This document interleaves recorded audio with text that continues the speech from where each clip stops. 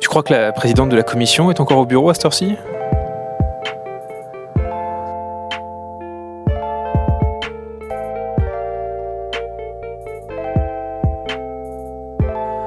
Bon, on s'est pas mal baladé du côté du Parlement européen, mais il serait peut-être temps d'aller jeter un œil du côté de la Commission et du Conseil.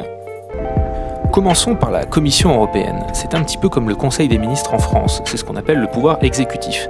C'est la Commission qui est à l'initiative des textes qui vont être ensuite votés par le Parlement européen. Vient ensuite le Conseil de l'Union européenne. C'est la deuxième chambre, à côté du Parlement européen, qui va voter les lois et les textes proposés par la Commission européenne. C'est un petit peu comme en France avec l'Assemblée nationale et le Sénat, avec quelques différences quand même. Déjà, au Conseil de l'Union européenne, il n'y a pas d'élection directe. Les États membres nomment directement les ministres concernés sur des sujets bien particuliers. Par exemple, si on va voter un texte sur l'agriculture, ce sont les ministres de l'agriculture qui vont siéger au Conseil de l'Union européenne. Autre différence notable, il n'y a pas de logique de majorité absolue, mais de majorité qualifiée, voire même d'unanimité, ce qui explique par ailleurs la difficulté pour mettre tout le monde d'accord, puisqu'il faut bien plus que 50% des voix pour espérer un changement. C'est aussi pourquoi, lorsqu'on dit que c'est la faute à Bruxelles, en général quand ça bloque, c'est plutôt du côté des États membres.